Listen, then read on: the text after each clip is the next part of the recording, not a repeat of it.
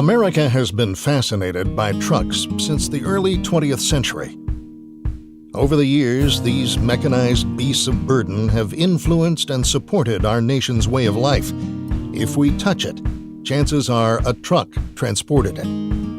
But there's more to the unique history of this all-important industry, where 18-wheelers carry the collective weight of our nation's economy. It's a story driven by trucks, carried by an ever-evolving supply chain, and undergirded by the original Southern Rate-Making Association that, through perseverance, ingenuity, and vision, rose to become today's industry leader in technology, data, and education. SMC3. In fact, the evolution of motor freight and the rise of SMC3 are fundamentally linked. Like a tractor and trailer on a cross-country long haul. Trucks first gained widespread use by our military during World War I. Upon returning home, Southern farm boys were inspired by this new method of hauling supplies. As a way to supplement their family income, they began using trucks to deliver farmers' produce and livestock to market. The concept of American motor freight was born, with distinctively Southern roots.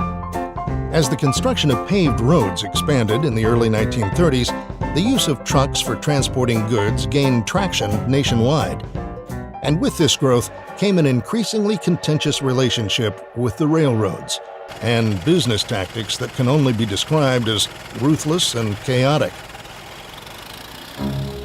This early history created an environment that led to government regulation and the establishment of 10 regionalized rate-making bureaus, including the Southern Motor Carriers Rate Conference in Atlanta, known today as SMC3. The congressional implementation of the Motor Carrier Act of 1935 and the sanctioning of collective rate-making authority with antitrust immunity ushered in the bureau era that would last for more than 50 years.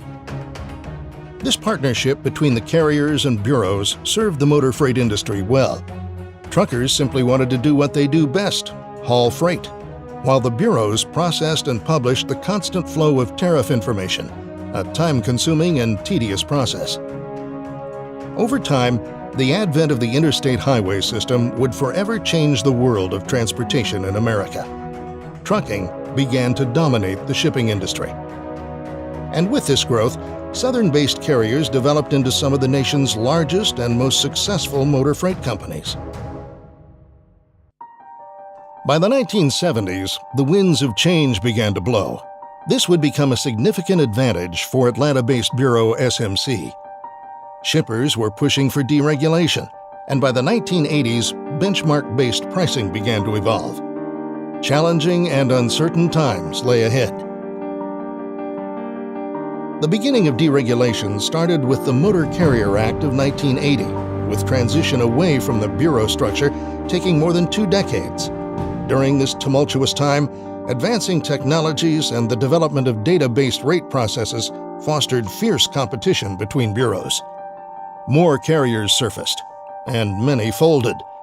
Mergers, acquisitions, litigation, and legislation reshaped the world of motor freight.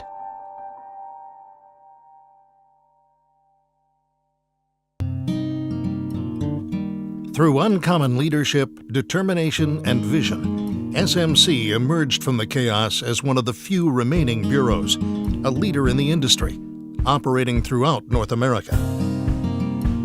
Past processes and protocols gave way to benchmarks, zip codes, data, technology, and education.